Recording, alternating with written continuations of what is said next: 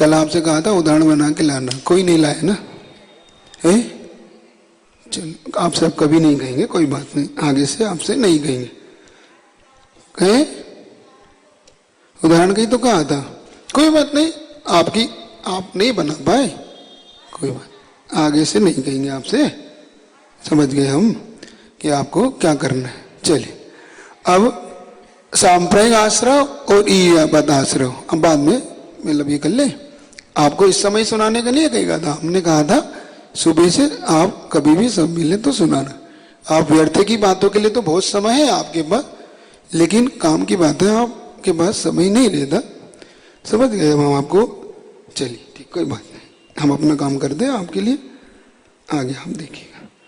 तो सांप्रदायिक आश्रय और ईर्यापद आश्रय, सांप्रदायिक आश्रय जो कसाई सहित होते हैं वो, और ईर्यापद आश्रय जो योग पूर्वक होता है वो ईर्यापद आश्रय होता है।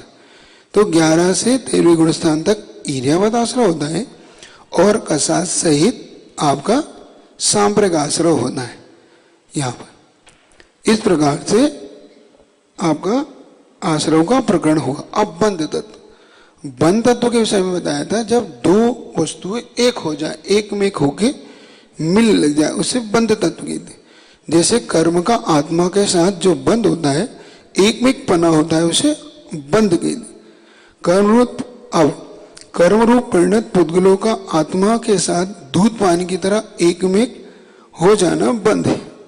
अब ये बंध भी दो प्रकार का हो गया, जिसका अपन ने समझा था संश्लेष बंध के रूप में, कि जो संयोग संबंध, संश्लेष संबंध और तादात्म्य संबंध।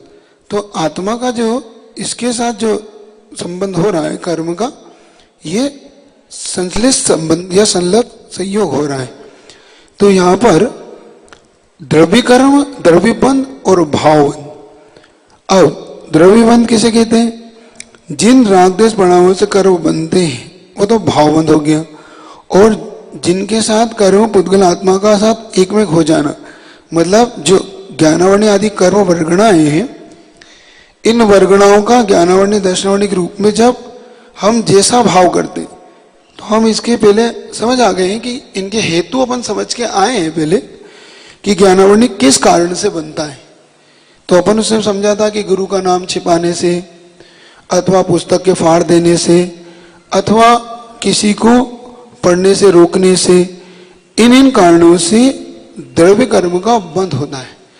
तो ये पहले भाव अपना भाव बंद होता है, फिर हमारा द्रव्य बंद होता है, क्योंकि हमारा जैसा भाव होगा राग द्वेष का परिणाम, जैसा भाव आश्रय, क्योंकि आश्रय और बंध ये यूं मूल में देखे जाए तो एक ही है। जिस समय आश्रय होता है उसी समय बंद होता है। ऐसा नहीं होता कि पहले कुछ देर के लिए आश्रय होता था फिर कुछ देर बाद बंद होता हो, ऐसा नहीं, ये दोनों आश्रय पूर्वक ही बंद होता है। तो ये दोनों एक ही है देखा जाए तो जिस समय हमने राग द्वेष परिणाम किया, उसी समय हमारी आत्मा से जो कर्म वर्गणाएं थी वो उस रूप में परिवर्तित हो गई, और उस रूप में परिवर्तित होते ही आत्मा के साथ उसका एक में पना हो गया। इसी का नाम बंध है। जो हमने आश्रय किया था कर्मों का वो, तो यहाँ पर जिस राग द्वेष परिणाम से कर्म बंधते हैं उन्हें भावबंध कहते हैं। तो हमारा पहला आत्मा का जो परिणाम है हमारा भावबंध, फिर हमारा जो ज्ञानावरणी आदि कर्म की वर्गणाएं जो हमारे आत्मा के साथ संश्लिष्ट संबंध को प्राप्त होती है, उसे हम द्रव्य बंध कहते। तो ये द्रव्य बंध और भावबंध इस प्रकार से बंध के ये दो भेद होगी। अब इनमें कसाई क्या करती है और योग क्या करता है, देखो। इनमें कसाई को गोंद के समान, योग के वायु के समान, कर्म को धूल के समान तथा जीव को दीवार की उपमा दी गई। ये देखा जाए तो विशेष रूप से समय सार में आपको मिलेगा। समय सार में जब आप देखेंगे तो उन्होंने उसका उदाहरण देते हुए कि जैसे कोई पहलवान है, अब जो व्यायाम करता है वो पहलवान, तो अगर वो पहलवान पूरे शरीर में धूल लगा के व्यायाम करे तो तेल लगा के, तेल लगा के व्यायाम करे तो पूरी धूल उसके शरीर में चिपक जाती है। लेकिन वही पहलवान अगर तेल ना लगाए और व्यायाम करे तो हल्के से झटकार देता है तो पूरी निकल। तो जो तेल के साथ जो चिपकन हुआ, ये कसाय के साथ जो बंध हुआ, और जो सामान्य सेवा योग के साथ बंध हुआ। क्योंकि योग में कौन सा बंध होता है? ईर्यापद आश्रम। ईर्यापद, तो ईर्यापद कितना होता है? एक समयवर्ती, कर्म का आना और फल देके चला जाना, आना और फल देके चला जाना, ये पद ईर्यापद। और सांप्रदायिक में क्या होता है? सांप्रदायिक आश्रम में कर्म रुकता है। अब वो रुकता है, आबाधा भी पड़ती है उसकी, वह कर्म की शक्ति अनुभाग भी हम पता करते हैं, स्थिति भी उसकी पड़ती है। जिस कर्म की स्थिति अनुभाग पड़ेगा वो समझो ये कसाई के साथ बंधा हुआ है। और जिस कर्म में स्थिति अनुभाग नहीं बंधेगा मात्र, क्योंकि प्रकृति और प्रदेश, क्योंकि योग से कौन सा बंध होगा? प्रकृति और प्रदेश। कसाय से कौन सा बंध होगा? स्थिति और अनुभाग। तो स्थिति अनुभाग चिपकन के समान होगा, उसको जोड़ेगा। और ये जो होगा, क्योंकि आचार्य श्री इसका एक उदाहरण देते हैं, इससे आपको समझ में आएगा।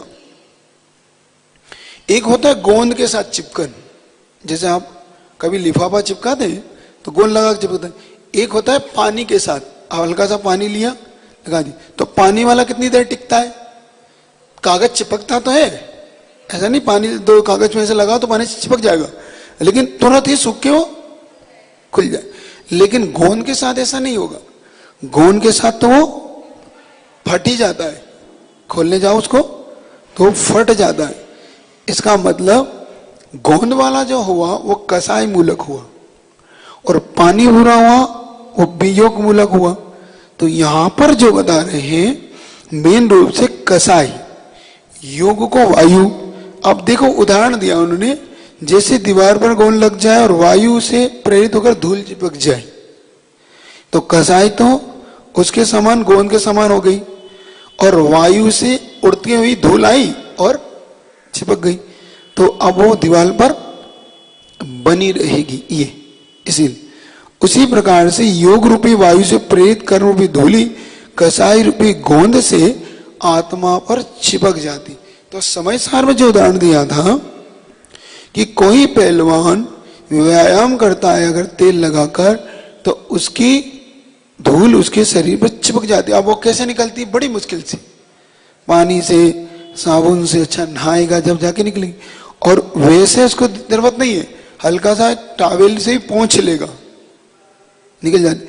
कई बार आप आते हैं ना बाहर से, धूल सी लग जाती है तो आप हल्का सा पोंछते हैं तो, लेकिन तेल लगा के जाते तो इसी बिल्कुल चिकन सी चिटकन हो जाती, चिक्कन हो जाती, चिक्कड़ एकदम छूटती सी नहीं, इसलिए है ना। हाँ हाँ, जो भी बोलते आप चीकट चीकट बोलते, क्या बोलते हैं है ना, वो कंजूस के लिए बोलते हो, चीकट है बड़ा। तो वो क्यों? क्योंकि छूटता नहीं। उसको क्यों दिया उदाहरण? वो छूटता नहीं, इसलिए उसका उदाहरण दे कि उसका धन उससे छूटता नहीं, बड़ा चिक्कड़ है। तो कंजूस के लिए इसलिए दिया, और कोई बात नहीं। वो कंजूस लोगों से धन नहीं छूटते ना, ऐसे ही आत्मा से कर्म जो नहीं छूटते बहुत जल्दी। तो यहां पर दो चीज बताई उन्होंने, इसको याद रखना। बंद तो अपना तत्व हो गए, जीव तत्व, अजीव तत्व, आश्रव तत्व के दो भेद, सांप्रदायिक आश्रव, इर्यापद आश्रव, बंध तत्व के दो भेद, द्रव्य बंध और भाव बंध। ऐसे अब इन सब में मूल हेतु क्या पड़ता है? अब हमारे परिणाम कीमात्मक होते हैं जिससे हमें बंध होता है। हम किन किन परिणामों से गुजरते हैं, वो परिणाम हमारे बंध के हेतु ही। तो जैसे अपन ने ज्ञानवर्णी के लिए देखा कि जो ज्ञान में विघ्न डालता है, शास्त्रों को बेचता है, कि ज्ञान का मान करता है, घमंड करता है, ज्ञान देने से छिपाता है, ज्ञान को रोकता है, ज्ञान के प्रकाश को रोकता है, ज्ञानी की महिमा सुन के उसकी निंदा करता है अथवा उसके बारे में विपरीत सोचता है। ये तो ये क्या, किसके बंध के कारण है? अब दर्शनावणी के क्या थे? आंखें फोड़ देना, दिन में सोना, आलसी पना करना, ये सब दर्शनावणी के। अब वेदनी के बंध के क्या थे? अपना और दूसरे के विषय में दुख करना, शोक करना, ताप करना, आक्रंदन करना, है ना। और साता वेदनी के बंध के क्या कारण थे? दान देना, योगों की शांति, कसाय का मंदता, नहीं समझ आपने? है भूत व्यक्तानुकंपा, दान, योग, शांति, सद्वेदस्य, ये साता वेदनी के बंध के कारण है। अब वेदनी हो गया। अब मोहनी के लिए, दूसरे के लिए चारित्र से रोकना, चाहे से गिराना, उसकी चारित्र लेने की निंदा करना, अथवा दर्शन मोहनी के लिए कूदे कुछ शास्त्र का आश्रय लेना, ये सब दर्शन मोहनी के कारण थे। अब अंतराय के लिए वेदनी मोहनी आयु के लिए बहुत परिग्रह, बहुत आरंभ नरक आयु का कारण है, बहुत अल्प आरंभ अल्प देव आयु मनुष्य आयु का कारण है, सम्यक दर्शन दोनों का कारण है, तिरंच मायाचारी करना तिरंच आयु का कारण है, भूल गए। तो मुनि आयु, नाम किसका है? आत्म गोत्र का है, तो आत्म प्रशंसा, भर की निंदा करना, स्वख्यात होना, उच्च गोत्र नीच गोत्र के बंध का कारण है।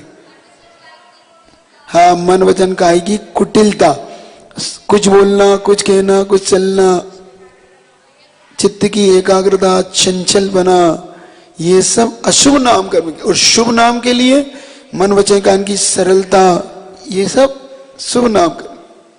अब गोत्र के लिए अपनी प्रशंसा करना और पर की निंदा करना, और अपनी निंदा करना और पर की प्रशंसा करना उच्च गोत्र का बन। तो गोत्र, नाम, आयु, गोत्र और अंतराय। दान देने में विघ्न डालना, दान देने में रोकना, दाता की निंदा करना, लाभ होने पर रोकना, उपभोग की वस्तुओं का दुरुपयोग करना, शक्ति को छिपाना, शक्ति से छिपाकर तप इत्यादि नहीं करना, शक्ति का उपयोग नहीं करना, ये सब अंतराय कर्म के लिए कारण है। तो ये आठों को घुमाना चाहिए कि ज्ञानावरणी, दर्शनावरणी, वेदनी, आयु, नाम, गोत्र और अंतर, 8 कर्म के बारे में आप घुमाओगे दिमाग में, तभी आपको ये बैठेगा। ऐसे नहीं आएगा, नहीं तो कि सुन लिया और हो गया काम। तो इस प्रकार से अब मुख्य रूप से इसके जो हेतु है बंध के कारण, तो अगर आप 8वें अध्याय में जाओगे तो बंध के 5 कारण वो देंगे। पहला सूत्र 8वां अध्याय का याद करते हैं, आपको आ जाएगा। मिथ्यात, अवृत्ति, कसाय, योग, बंध हेतु, प्रमाद, कसाय, योग, बंध। और दूसरा सूत्र देगा, ये हेतु है, ये बंध नहीं है। अब बंध कैसे होता है, ये दूसरे सूत्र में, सकसायत्व जीवा योग परिणाम, है ना। कैसे? कसाय से सहित जीव का मोह और योग और कसाय के निमित्त से बंध होता है। तो कसाय सहित जीव के लिए उन्होंने वहां पे बंध का हेतु दिया। बंध होता है ये कहा, ऊपर हेतु दिया, हेतु यानी कारण, नीचे बंध बताए कि बंध किस प्रकार से होता है ये। तो यहां पर उन हेतुओं की चर्चा आपसे आ रही है कि कोई भी जीव बंध किन किन हेतुओं से करता है, और इन हेतुओं से ऊपर उठता जाएगा तो उसका बंध भी रुकता चला जाएगा।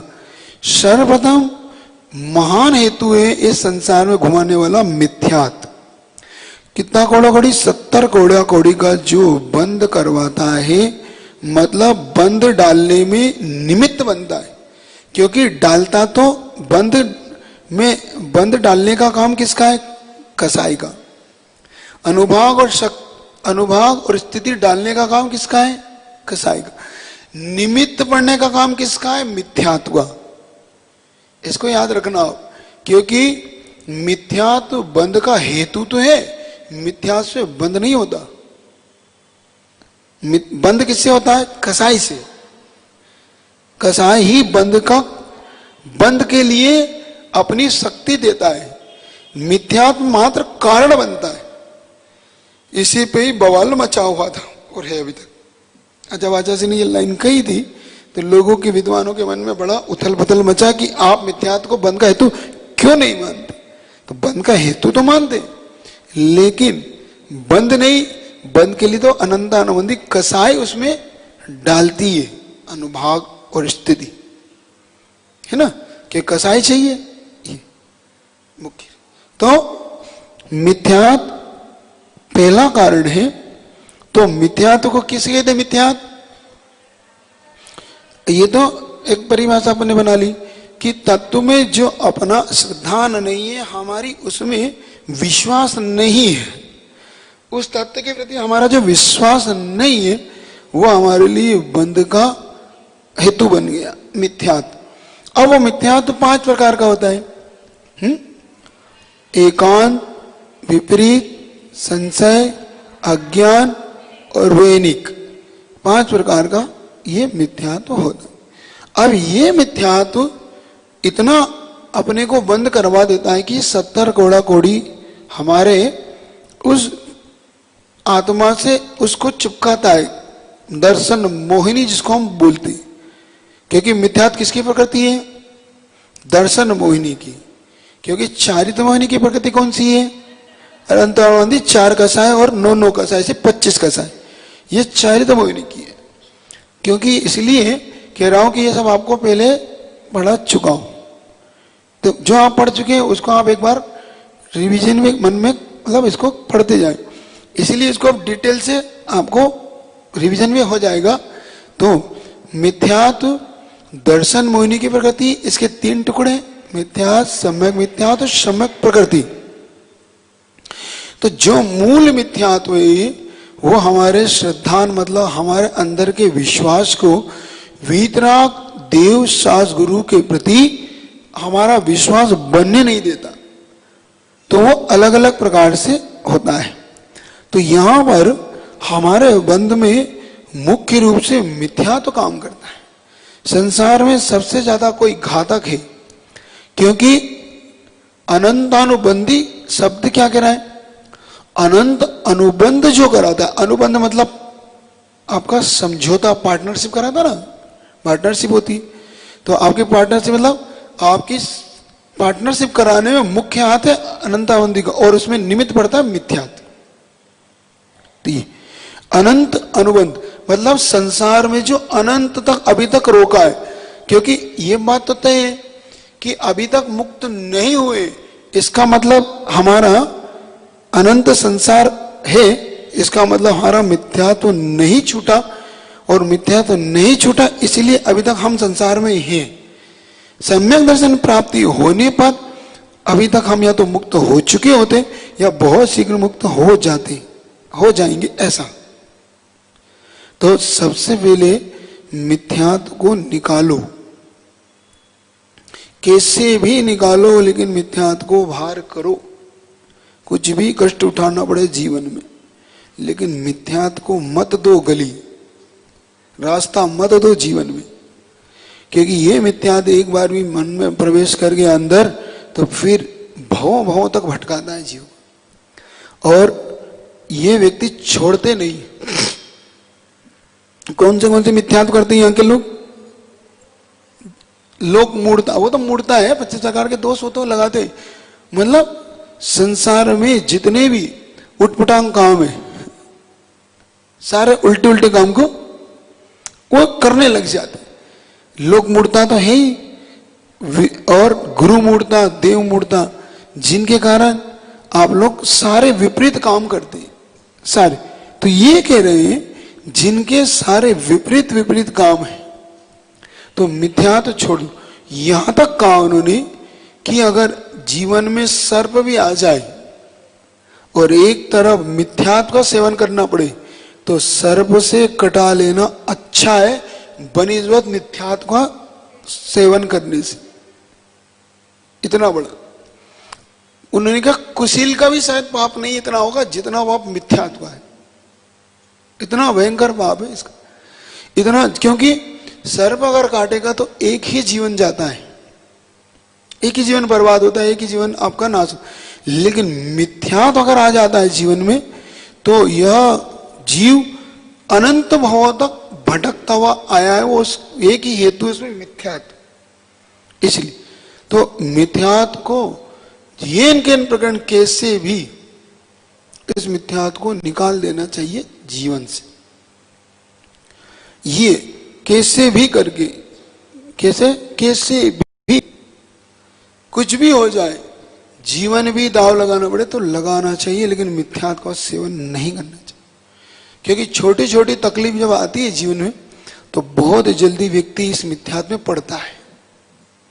जरा सा बीमार हुआ, कुछ हुआ, किसी ने कहा वहां देवता के पास चले जाओ, तो वह जीव देवताओं की शरण में चला जाता है कि चलो कम से कम इन देवताओं से हमारा हो जाएगा। तो बस देवता की शरण में जाते ही सम्यक दर्शन छूट जाता है, दोष उत्पन्न करने लग जाता है, और दोष धीरे धीरे सम्यक दर्शन को नाश कर देता। आप ये कर लो, ये पानी पी लो, ये मतलब उल्टे सीधे काम जितने भी सारा मिथ्यात्व में करता रहता है। वहां अगरबत्ती लगाओ, वहां लोबान छोड़ दो, वहां सिंदूर चढ़ा दो, वहां तेल चढ़ा दो, वहां ये चोला चढ़ा दो, ये चढ़ा दो, फलाना चढ़ा दो। मतलब इनका सेवन करके यह जीव आत्मा अपने अनंत संसार को बढ़ाता रहता है ना। तो कभी संसार में इस मिथ्यात्व का सेवन मत करो, इससे ऊपर उठो, इससे आत्मा को बचाओ, वरना ये सबसे मूल बाबा है। आचार्य महाराज कहते यही सबसे मूल बाबा, बड़ा बाबा यही है। कर्म बंध का कोई कारण है तो सबसे बड़ा मिथ्या। फिर कहलाती अविरति। अब अविरति किसे कहते हैं? 5 इंद्रिय तथा मन, इन 6 विषयों में जो विरत नहीं है, मतलब 5 इंद्रियों स्पर्शन, रसना, घ्राण, चक्षु और कर्ण, और एक और मन, ऐसे 6 इंद्रियों का जो दास बना हुआ है। क्या? जो दास। स्पर्श इंद्रिय जीतना नहीं चाहता, रसना इंद्रिय में अच्छे अच्छे स्वाद लेना चाहता है, स्पर्श इंद्रिय में अच्छे अच्छे मतलब सब प्रकार के हल्का भारी रूखा चिकना ठंडा गर्म, ये रसना इंद्रिय में खट्टा मीठा कड़वा चरबला कसायला, इन 5 रसों से वो गृद्धता पूर्वक जो सेवन करता, मतलब इनके बिना जीवन जैसे मान लो नहीं चल रहा, तो क्या? तो इन 5 रसों के कारण जो इस अपने सब कुछ वैभव को भूल जाता है, और रसना इंद्रिय के कारण वो सारा भक्ष अभक्ष सेवन, अभक्ष समझ गए? अभक्ष मतलब सारा अभक्ष, वो चाहे होटलों पे हो, चाहे मांसाहार हो, चाहे वो पैकिंग की वस्तुएं हो, वो खाने के लिए तैयार रहता है कि भाई हम कुछ हो जाए, हम चाहे प्राण जाए पर हम तो इसको सेवन करेंगे। इस प्रकार से मतलब जीवा इंद्रिय के कारण, आपको पता है कौन मरा जीवा इंद्रिय कारण? जीवा इंद्रिय कारण किसके प्राण जाते हैं? मछली के। मछली का प्राण बताया था आपको कि जैसे कांटे में एक गोली लगा देता है आटे की, और उस कांटे को पानी में छोड़ता है, और जैसे ही वो उस गोली को खाने को जाता है तो उसके ये गल्फ बोलते ना, वो उसका गले से वो पार उतर के मछली का गला उसमें फंस जाता है, और फिर धीवर मछली मारने वाला उस मछली को ऊपर खींच देता है, और खींचते ही वो मछली प्राणांत हो जाते। ऐसे ही आपका जीवन भी जीवा इंद्रिय के कारण प्राण छोड़ देगा किसी दिन आपके प्राण ले लेंगे ये जीवा इंद्रिय। ये तो इस पर रसना ग्राण के कारण भौरा है ना, कमल के अंदर बंद हो जाता है और मर जाता है। और रत्न ग्रंथ चक्षु के इंद्रिय के कारण पतंगा है, मक्खी है, ये सब चक्षु इंद्रिय के कारण प्राण का अंत हो जाता है इनका। अग्नि के ऊपर अपने प्राण दे देते हैं। और कर्ण इंद्रिय के कारण सर्प और हिरण, ये दोनों ही उस ध्वनि को सुनते सुनते अपने प्राणों को, क्योंकि सर्प को कैसे पकड़ता है, वो बीन जब बजाता है तो उस बीन के स्वर में वो इतना खो जाता है। अब साइंस से कुछ अलग कहता है, साइंस कहता है सर्प के कान नहीं होते, लेकिन जैन शासन के अनुसार वो पंचेंद्रिय संघीय, इसलिए उसके कान होते, क्योंकि बिना कान के पंचेंद्रिय हो नहीं सकता, और जब तक पंचेंद्रिय नहीं होगा तो संघी भी नहीं हो सकता। और जो भगवान पार्श्वनाथ की बात को समझ सकता है, जो समझ सकता है, इसलिए वो संघी है। तो साइंस कुछ अलग मानता है। साइंस कहता है कि जो तरंगे होती हैं वो तरंगे धरती को स्पर्श करती है, तो उन तरंगों से धरती में जो कंपन होता है, उस कंपन के कारण वो सर्प चलता है, सर्प आगे आता है, अभी जाता है। ऐसा है नहीं, लेकिन ध्यान रखना ये, तो ये बात आपको ध्यान रखना है, तरंगों से नहीं, सर्प पंचेंद्रिय कर्णेंद्रिय वाला है और वह पूर्ण रूप से सब कुछ सुनता है ना। अब वो कहते कान दिखाई नहीं देते, तो कान दिखाई नहीं देते इसका मतलब कान नहीं है क्या? वो कहते हैं उसका कान दिखाई नहीं देते इसलिए उसके कान नहीं है, ऐसा नहीं मानना। क्योंकि अभी हम दुर्ग में थे तो एक लड़का था जिसके कान का ये आकार नहीं, सेफ नहीं था, मतलब उसका कान ऐसा बंद था, पूरी स्लेट, फिर भी सुनाई पड़ता था उसको, क्योंकि उसकी बाहर की रचना नहीं थी, लेकिन सूक्ष्म छेद था उसके, बिल्कुल हल्का सा छेद जो दिखाई नहीं देता था आंखों से, तो उसको हम बोलते थे, सब सुनाई पड़ता था। हाँ महाराज मुझे सुनाई पड़ता है, लेकिन वो अपंग भाई, उसको कह दिया गया चूंकि कान नहीं, इसलिए ध्यान रखना। इसका मतलब कान होते हैं ना, तो सर्प के कान होते हैं, जो दिखाई नहीं देता इसका मतलब कान नहीं होते, ऐसा नहीं मानना। चलिए, तो इस पर रहना। तो और मन, अब इसमें मन और जुड़ जाएगा, तो मन के साथ फिर हित अहित, मन मन मन मन किसे कहते हैं? मन का काम क्या है? जो हित और अहित के विषय में जीव विचार करता है, वो मन के माध्यम से करता है। क्योंकि हित और अहित का विचार अगर अपन नहीं करते हैं तो हम सैनिक की असैनी है, मन है कि मन वाले है? तो असैनी है, नहीं करते ना, तो करते हैं कि नहीं आप?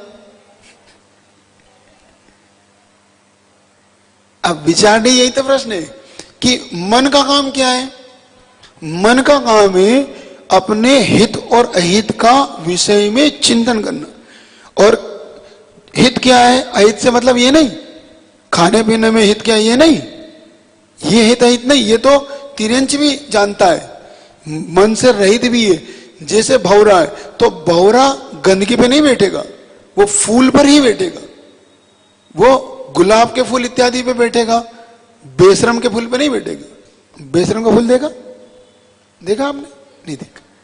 बेशरम का फूल होता है आपने नहीं देखा?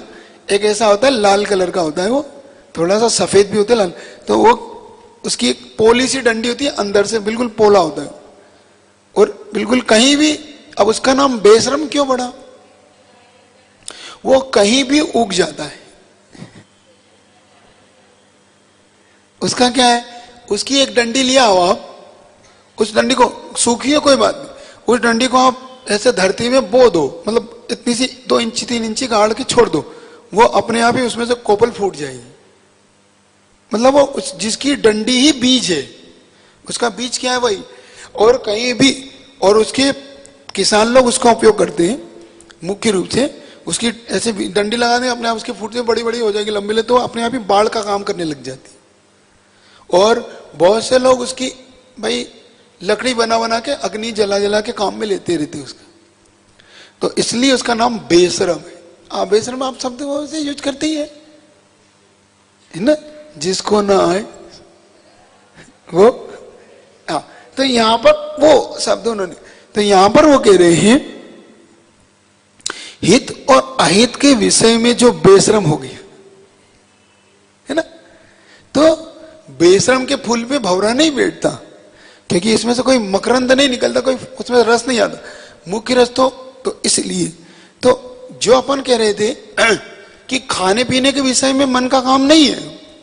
चींटी भी जानती है कि इधर अग्नि है तो उधर नहीं जाती, वो इधर पानी है तो अपनी दिशा मोड़ लेती है, और जिधर अपनी जान बच जाए उस ओर वो निकल जाती है। मतलब चींटी है, 1 इंद्रिय 2 इंद्रिय है, भी जान लेते हैं अपनी जान बचाना, तो मनुष्य को क्या सोचना चाहिए, मनुष्य को किस विषय में अपना चिंतन करना चाहिए? बोलो। अपने आत्मा के हित के विषय में कल्याण कर, मतलब सोचना चाहिए कि मेरा का आत्मा का हित किस में है।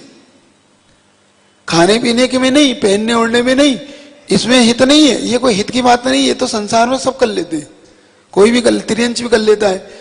पानी गिरता है तो उसके नीचे जाके बैठ जाता है कि भैया सुरक्षित यहाँ हो। तो आप क्या, आपने कौन सा अलग से कोई काम कर लिया बड़ा है? आपको मनुष्य हो तो क्या करना चाहिए? हाँ, यहां पर तो ये तो पंच इंद्रिय के विषय में जो विरत नहीं है। अब यहां पर जो अविरत का प्रकरण था, तो पांच इंद्रिय और मन के विषय में जो असंयमी है, अब ये कौन से गुण स्थान होता है? 1 से 4 तक, 1 2 3 4, इन 4 गुणों तक अविरति रहता है। वो कोई संयम की चर्चा नहीं करता। वो श्रद्धा तो रखता है, विश्वास तो रखता है भगवान इत्यादि में, लेकिन वो कहता है मेरा ठीक है भाई, मेरी श्रद्धा में करना है ना मुझे कुछ इसी। तो यहां पर विश्वास रखा तो अविरति चलती रहती उसकी। और 5 स्थावर और त्रस, इस प्रकार से 6 कायिक जीवों की जो रक्षा नहीं करता। मतलब अविरति कितने प्रकार की होगी? 12 प्रकार की। अब हमने पढ़ चुके हैं पहले 24 ठाणा के अंदर कि अविरति 12 प्रकार की होती है। तो अपनी पढ़ाई अब काम आएगी अपने को कि उस समय जो हमने गति, जाति, इंद्रिय, काय, योग, वेद, कसाय, ज्ञान, संयम, ध्यान, दर्शन, लेस्या जो कुछ पढ़ रखा है, तो ये अपने आप ही हमारा जो 24 चैप्टर तैयार हो गए थे। तो उन 24 में से, क्योंकि ठाणा उसका नाम ही 24 ठाणा है, जो 24 विषय की जानकारी हमें देता है, 24 सब्जेक्ट है उसमें।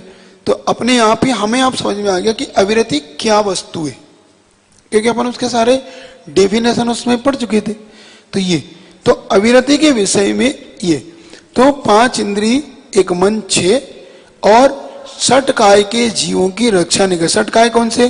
5 स्थावर और त्रस, इनकी जीवों की जो रक्षा नहीं करता वह अविरति होता है। अविरत ये इस प्रकार से जो अविरत के कारण अब आश्रव जो होता है बंद होता है इस अविरति के कारण। पहला होता है मिथ्यात्व के कारण, दूसरा अविरति। तो अपने 5 स्थावर में क्या क्या आएंगे? पृथ्वी काय, जल काय, अग्नि काय, वायु काय और तो पृथ्वी काय, जल काय आए कि जो रक्षा नहीं करता है ना। पृथ्वी को व्यर्थी खोदेगा, पीटेगा, मारेगा, उसके व्यर्थी पृथ्वी का ये पृथ्वी का। जल का, जल को व्यर्थी ढोलना, जल को व्यर्थ में मलन मथना करते रहते ना बहुत लोग, जबरन व्यर्थ में उस पानी का दुरुपयोग करना, नल खुला छोड़ देना, है ना। ये सब जल कायिक जीवों की हिंसा है। उनके प्रति जीवानी नहीं करना, छानना नहीं ऐसा। तो पृथ्वी काय, जल काय। अग्नि काय, व्यर्थ की अग्नि जलाना, तो अग्नि काय के जीवों की रक्षा नहीं करता। वो उसका त्याग नहीं है तो रक्षा नहीं करता। लेकिन आपको नहीं भी हो तो जैनी अगर हो तो कम से कम इनके प्रति दया तो रखो। मान लो इनकी आप रक्षा नहीं कर पा रहे हो तो कुछ दया तो होना चाहिए ना।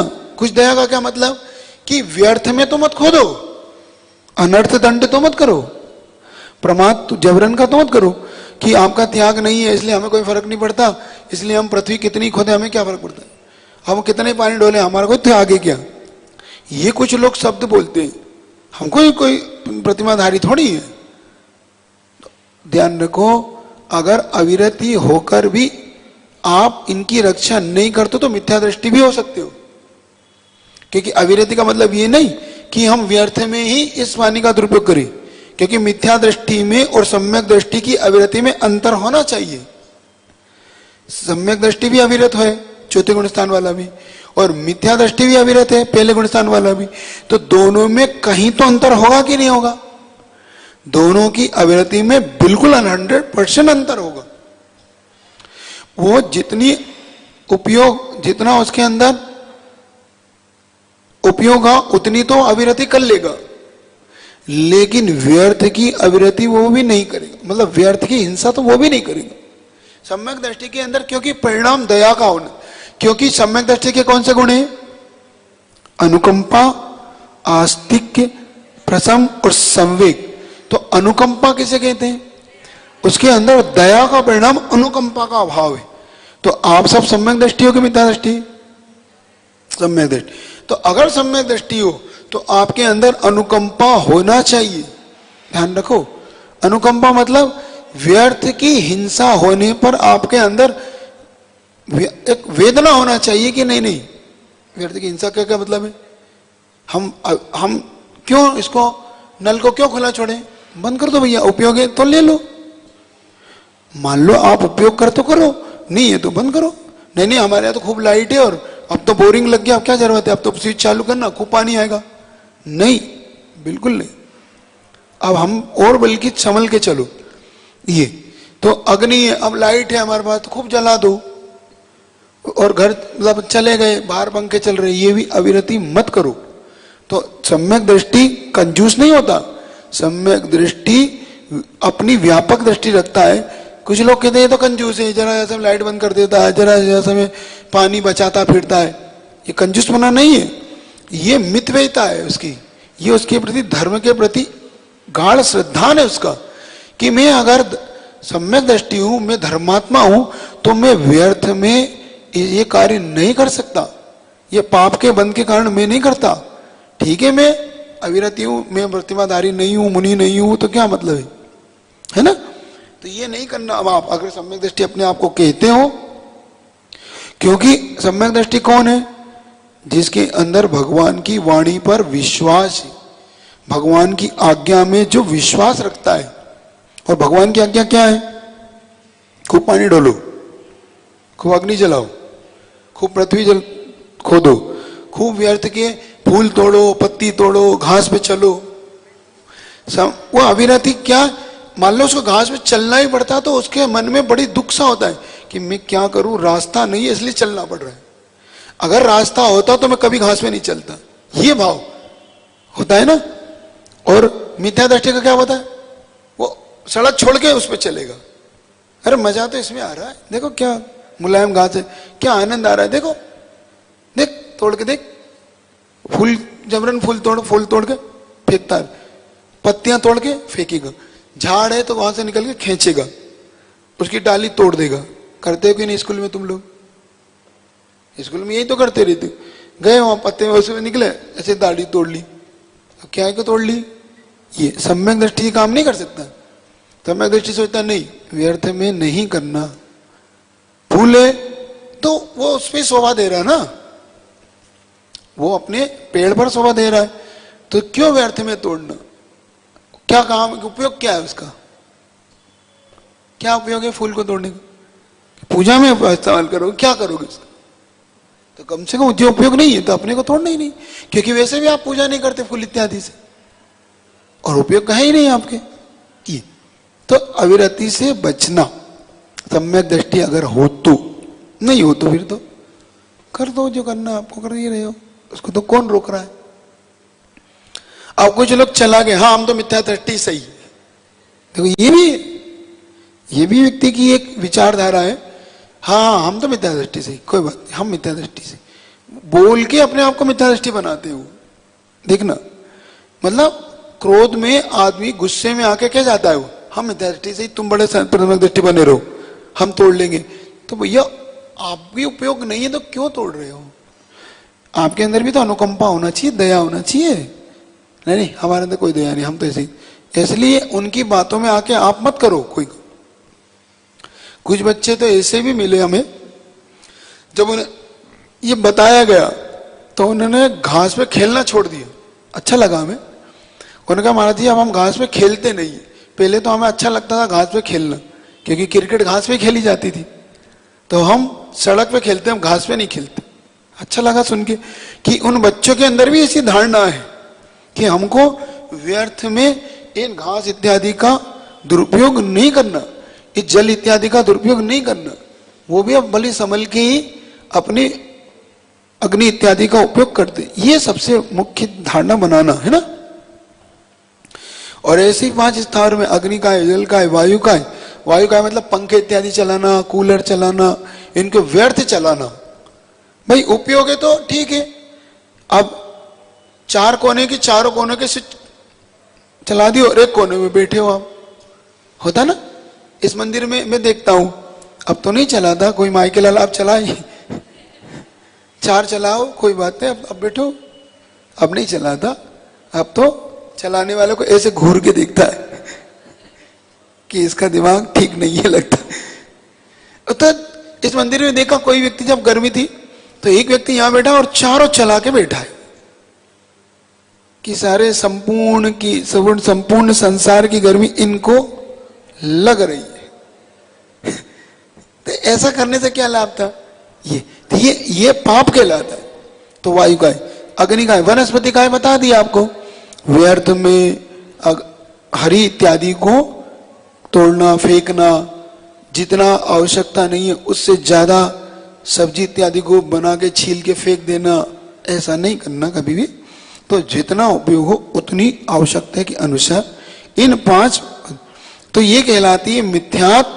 और मिथ्यात के बाद अविरति बंद का हेतु है ना। तीसरा हेतु दिया प्रमाद। प्रमाद कितने प्रकार के होते हैं? कौन कौन से? हाँ, 4 विगता, 4 कसाय, 5 इंद्री, स्नेह और निद्रा। ये 15 प्रमाद के भेद है। मतलब इन 15 प्रमादों में से कोई ना कोई व्यक्ति प्रमाद करता रहता है। अब 4 कथा कौन सी? राजकथा, चोर कथा, भोज कथा और स्त्री कथा, है ना। तो अब राजकथा क्या? अब राजकथा, बिहार में चुनाव का क्या हुआ, तो दिल्ली में क्या हुआ, तो यहां क्या हुआ। अब अच्छा चलो भारत की बात है, तो अब अमेरिका में क्या हुआ, वहां ऐसा राजा है, वैसा राजा है, ये वो है, ये। अब ये कहलाती है राजकथा। व्यर्थ की लेना एक देना, ये कि खाया पिया कुछ नहीं, बर्तन तोड़े 12 आना। खाया पिया मतलब काम की बात कुछ नहीं थी, व्यर्थ में सिर्फ टाइम पास करना था। तो टाइम पास करना था तो ये शुरू हो गए, अरे वहां ऐसा हो गया। इनसे ये कहलाती है राजकथा, व्यर्थ की राजाओं की कथा। अब राजा कौन है? यही तो है, प्रधानमंत्री, मुख्यमंत्री, राष्ट्रपति, सब राजा है। मंत्री, संतरी, ये सब राजा है। तो अब इनकी कथा कर करके व्यर्थ में।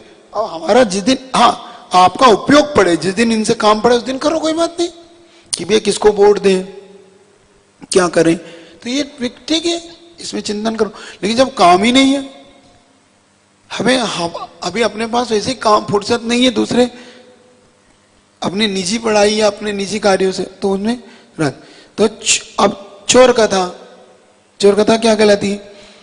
ऐसे चोरी करना चाहिए, मैं होता तो ऐसे चोरी कर लेता, मैं होता तो उसकी चप्पल ऐसे चुरा लाता, मैं होता तो ऐसे छिपा देता। आप करते हैं ना बच्चों को परेशान करने के लिए कि उसकी कोई चप्पल छुपा दी, उसकी पेन छिपा दिया, पुस्तक छुपा दी, कुछ छुपा दिया। अब वो 1 घंटे परेशान हो, फिर बाद में भले दे दी, लेकिन चोरी का दोष लग गया। और परेशान का पाप तो लगा ही, मतलब आपने परेशान करा, इसका तो आपने पाप कमा ही कमाया, लेकिन साथ साथ चोरी करने का भी दोष आपको लगा है। ध्यान रखना, क्योंकि सामने वाले को अदत्ता दानम, बिना बताए आपने वस्तु को उठाया, तो बिना बताए वस्तु को उठाने से एक तो चोरी का दोष लगा और आपको दूसरे को सताने का। तो इस सताने से कौन सा कर्म का बंध हुआ? सताने से कौन सा? असाता वेदनी। ध्यान रखना, दुख, शोक, ताप, आकंदन, क्योंकि उसको दुख हुआ, शोक हुआ, मेरी वस्तु गुम गई उसे, इसलिए आपने, और अशुभ नाम कर्म का बंध हुआ। मान लो उतनी देर वो संक्लेश हुआ उसके मन में, उसके अंदर जो दुख हुआ क्योंकि आपने मायाचारी करी उससे। मनोवचक काय की कुटिलता नहीं, वो पूछ रहा है आपको पता है, तो ऐसे बन गए भोलानाथ। मुझे नहीं, मैं तो यही था, है ना? कैसे बन जाते? भोली सूरत एकदम, देखन में छोटे लगे और गाँव खरे गंभीर। देखन में छोटे लगे और गाँव खरे गंभीर। ऐसा ऐसा मैंने कहा बिल्कुल कुछ नहीं जानते। फिर बाद में ताली बजा के हंस रही, अच्छा अच्छा परेशानी। ये सब आसाता वेदनी का, अशुभ नाम कर्म का, ज्ञानावरणी कर्म का, और आपके हिंसा इत्यादि चारित्र मोहिनी का। इसीलिए जो 7 भाग होते हैं ना उसके कर्मों के, अलग अलग कर्मों के बंद, एक कार्य करने से 7 कर्मों में बंटवारा होता है। हाँ ध्यान रखना, कोई भी कार्य करोगे जीवन में, एक भी कार्य, झूठ का करोगे, चोरी का करोगे, तो ये सब 7 कर्मों में वो आपका परिवर्तन कर लेके सिर्फ आयु कर्म को छोड़ के, और जिस दिन आयु कर्म बंधेगा वो 8 कर्मों में विभक्त होगा।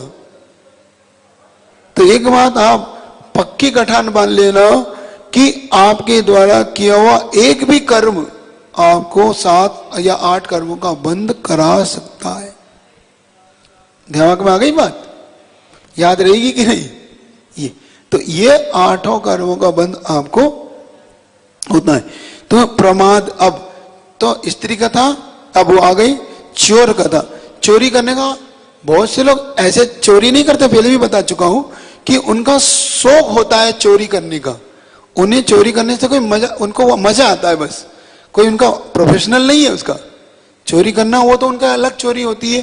भाई जिनको खाने को नहीं, पीने को नहीं, भूखे मर रहे हैं तो क्या करते, काम बिजनेस नहीं था तो चोरी करने लगे, वो नहीं है। आप लोगों को आनंद आता है चोरी करके, कुछ करके, उससे और कुछ नहीं है। जैसे होटल में गए तो वहां से चप्पल उठा लाए उसकी, होटल की, क्योंकि कमरे में फैसिलिटी देते हैं ना, वो नहाने के लिए टॉवल देते हैं, साबुन देते हैं, तो चप्पल देते हैं। अब बड़ी बड़ी होटलों में जो होते हैं 5 स्टार इत्यादि, 2 स्टार 3 स्टार में वो देते हैं सुविधाएं, क्योंकि आपको इतना बड़ा बिल भी देते हैं। तो आप उसके साथ शादी पार्टी में गए तो चम्मच उठा लाए, जेब में रख के लेके आ गए कि देख मैं ये चम्मच लाया, और फेंक दी। आपने उपयोग नहीं है? हाँ हाँ हाँ हाँ, नहीं देखो, आपने बिल्कुल ठीक पकड़ा कि जितना भी अपने भावात्मक है धर्म। अब मां यहां पीटती भी है, मारती भी है, बच्चे को डांटती भी है, बंद भी कर देती, तो उसके पीछे वो बंद नहीं होता, लेकिन कुछ तो बंद होता है, कुछ तो बंद होता है, क्योंकि उसको पीड़ा तो हुई है। लेकिन यहां पे उसका भाव उसे मारना पीटना नहीं था, उसके हित के भाव था। अब गुरु को भी अपने शिष्य को डांटना पड़ता है, इंटेंशनली डांटना पड़ता है कि क्यों, क्या कर रहे थे, या क्या आप ये क्या, किसके लिए आप आए, ये करने के लिए आप आए, बस शिष्य अपने आप सुधार हो जाता है। तो इससे अपने उसका भविष्य सुधर जाता है। बाद में फिर उन्हीं गुरु को, नहीं नहीं उनने हमें उस समय डांट दिया, उस समय तो बुरा लग जाता है, तत्काल में कोई बात नहीं, लग जान दो, लेकिन आगे उसको बुरा लगता है, फिर समझ गए, अभी बुरा लगता है, फिर आगे बुरा लगता है, मतलब इस समय बुरा लगता है, फिर आगे बुरा है ना मीठा, फिर इसको अच्छा लगता है कि अच्छा रहा हमें उस दिन डांट दिया, नहीं तो अगर हमारी ये आदत पड़ जाती तो शायद हम अपने आप को नहीं बदलते, तो बदल लिया उसने। तो ये चलिएगा, कल बाकी भी कथा इत्यादि की चर्चा कल करूंगा। आपका हो गया समय जाप का। तो ये इस प्रकार से अब आपको कुछ कहना तो है नहीं वैसे, फिर भी अब आपको कुछ करना हो तो कर लेना, नहीं करना हो तो कोई बात, आप दोनों तरफ से फ्री है ना। चलिए अब जाप कर ले, चलिए सीधे बैठे। और आपको जल्दी जाना तो हम जाप का भी विकल्प हमें नहीं है, है? नहीं, आपको अगर जल्दी की हो तो हमें जाप का भी विकल्प नहीं है, हम अपनी जाप कमरे में भी कर सकते हैं, करना है तो ठीक है ना, और ठंड लग रही हो तो अपनी अपनी कर लेना है। नहीं कोई बात नहीं, मैं उससे कोई वो कुछ थोड़ी कह रहा हूं, नहीं नहीं आगे से, मतलब दोनों ऑप्शन है, अब आपके लिए आगे से दोनों ऑप्शन खुले हैं, क्योंकि बस एक बार ही हित की बात कहना ज्यादा अच्छा होता है, बार बार हित की बात मेरी आदत में थोड़ा कम है, बस एक बारी में किसी से कहने का पुरुषार्थ करता हूं, बाकी तो फिर उसको खुला रखता हूँ, उसके लिए सारे ऑप्शन खुला रखता हूँ। फिर जीवन में ज्यादा उसके लिए फिर कहना अच्छा नहीं ना, किसी को बुरा लग जाए, किसी को किसी बात से पीड़ा हो, अपन नहीं चाहते। चलिए, ओम सम्यक दर्शनाय नमः, ओम सम्यक ज्ञानाय नमः, ओम सम्यक चारित्राय नमः, ओम ह्रीं अरम असिया उषा नमः, ओम ह्रीं अरम असिया उषा नमः, ओम ह्रीं ओम ह्रीं ओम ह्रीं अरम असिया उषा नमः, ओम ह्रीं अरम असिया उषा नमः, ओम ह्रीं ओम ह्रीं ओम ह्रीं अरम असिया उषा नमः, ओम ह्रीं अरम असिया उषा नमः, ओम ह्रीं ओम ह्रीं ओम ह्रीं अरम असिया उषा नमः, ओम ह्रीं अरम असिया उषा नमः, ओम ह्रीं ओम ह्रीं ओम ह्रीं अरम असिया उषा नमः, ओम ह्रीं अरम असिया उषा नमः, ओम ह्रीं ओम ह्रीं ओम ह्रीं अरम असिया उषा नमः, ओम ह्रीं अरम असिया उषा नमः, ओम ह्रीं ओम ह्रीं ओम ह्रीं अरम असिया उषा नमः, ओम ह्रीं अरम असिया उषा नमः, ओम ह्रीं ओम ह्रीं ओम ह्रीं अरम असिया उषा नमः, ओम ह्रीं अरम असिया उषा नमः, ओम ह्रीं ओम ह्रीं ओम ह्रीं अरम असिया उषा नमः, ओम ह्रीं अरम असिया उषा नमः, ओम ह्रीं ओम ह्रीं ओम ह्रीं अरम असिया उषा नमः, ओम ह्रीं अरम असिया उषा नमः, ओम ह्रीं ओम ह्रीं ओम ह्रीं अरम असिया उषा नमः, ओम ह्रीं अरम असिया उषा नमः, ओम ह्रीं ओम ह्रीं ओम ह्रीं अरम असिया उषा नमः, ओम ह्रीं अरम असिया उषा नमः, ओम ह्रीं ओम ह्रीं ओम ह्रीं अरम असिया उषा नमः, ओम ह्रीं अरम असिया उषा नमः, ओम ह्रीं ओम ह्रीं ओम ह्रीं अरम असिया उषा नमः, ओम ह्रीं अरम असिया उषा नमः, ओम ह्रीं ओम ह्रीं ओम ह्रीं अरम असिया उषा नमः, ओम ह्रीं अरम असिया उषा नमः, ओम ह्रीं ओम ह्रीं ओम ह्रीं अरम असिया उषा नमः, ओम ह्रीं अरम असिया उषा नमः, ओम ह्रीं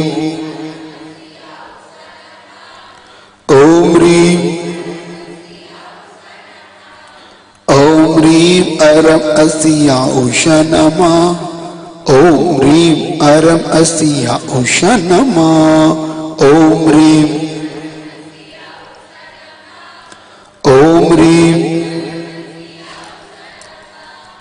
ओम ह्रीं अरम अस्या उषा नमः। ओम ह्रीं अरम अस्या उषा नमः। ओम ह्रीं ओम ह्रीं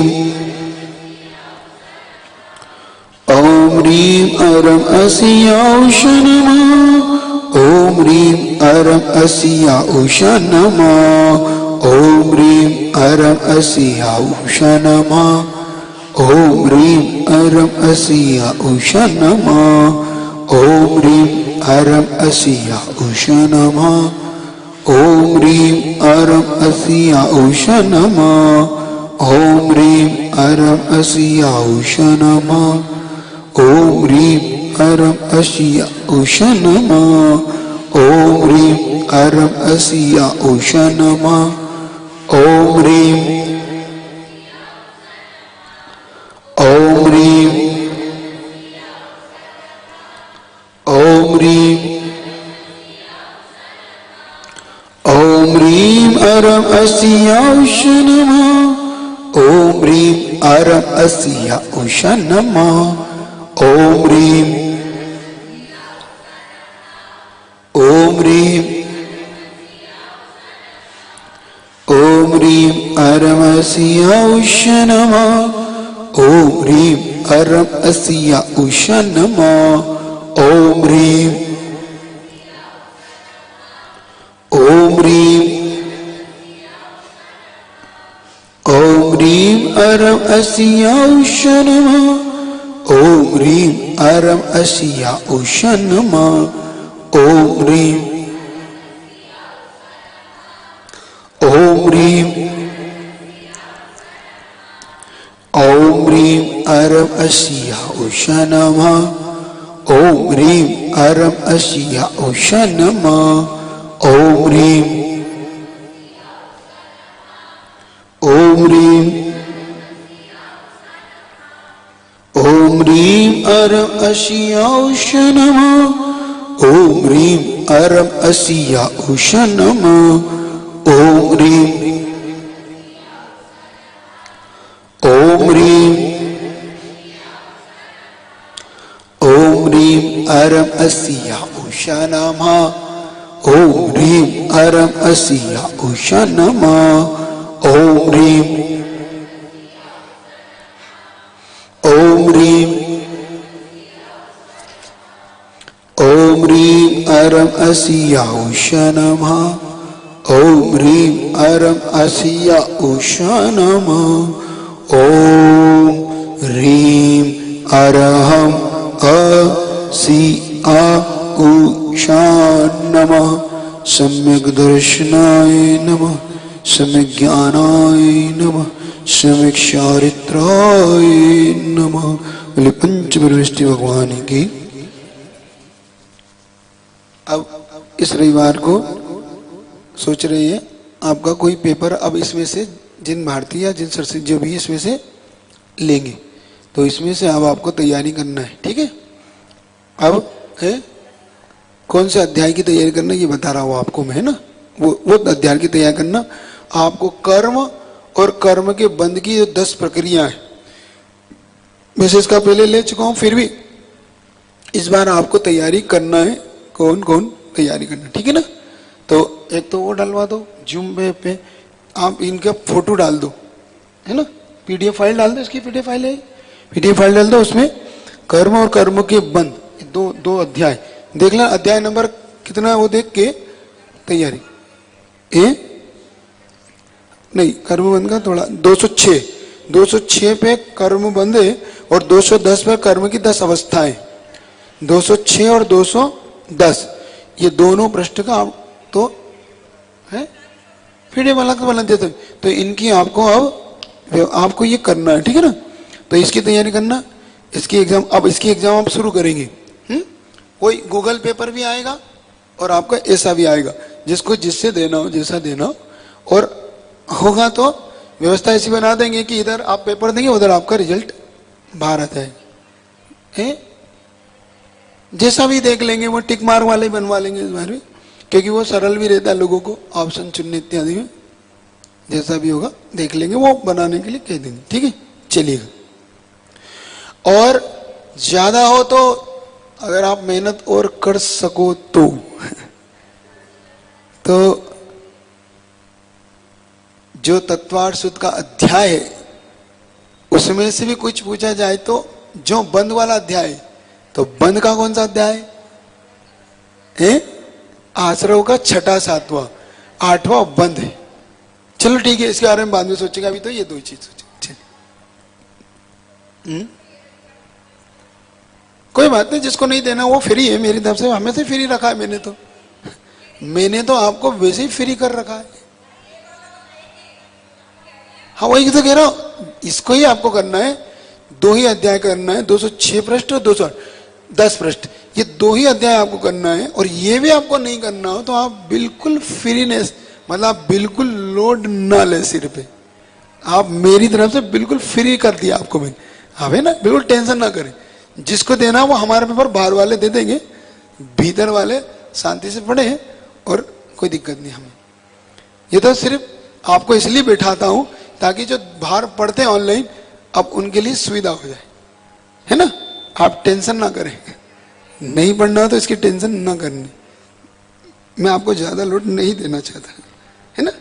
तो आप, और वैसे भी आपको चाहे तो उसमें मिल जाएगा आपको, वैसे कर्मबंध का वीडियो तो मिल जाएगी, अब वो डली है कि नहीं पता नहीं, चलिए कोई बात नहीं, अगली बार से व्यवस्था बन जाएगी।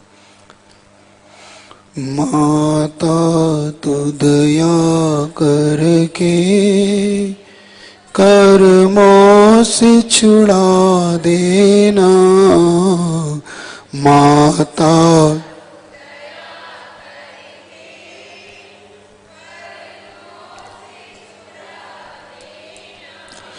इतनी सी विनय तुमसे चरणों में जगह देना, इतनी सी विनय।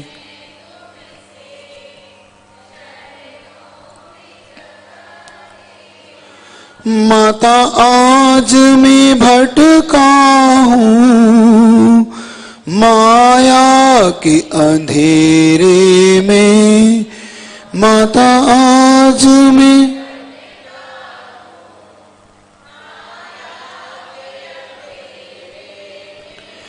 कोई नहीं मेरा है इस कर्म के रेले में, कोई नहीं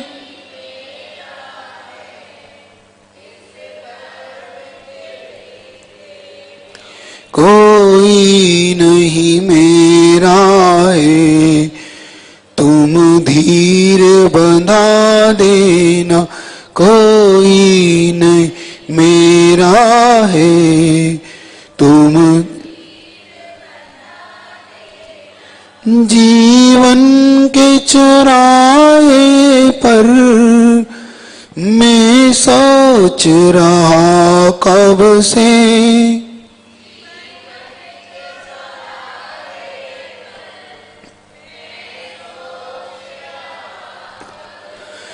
जाऊं तो किधर जाऊं मैं पूछ रहा तुमसे, जाऊं तो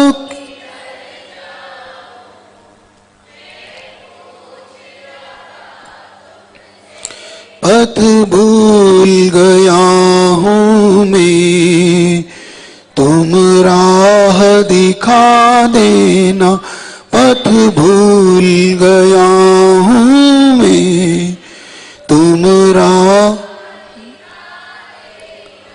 इतनी सी विनय तुमसे कर्मों से छुड़ा देना, इतनी सी कर्मों से लाखों को वारा है, हमको भी उबारो तुम लाखों को बाराए हमको भी मझधार में है नैया उस पार लगा दो तुम।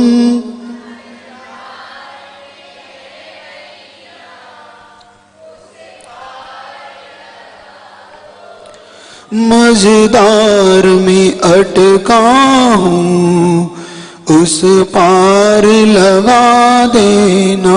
मझधार में उस पार माता तू दया करके चरणों में जगह देना। इतनी सी विनय तुमसे कर्मों से छुड़ा देना। जिन वाणी के ज्ञान से सूझे लोगल सो वाणी मस्तक धरो सदा दे दो। हे जिन वाणी भारती तो हे जबू दिन रिंझो तेरी से।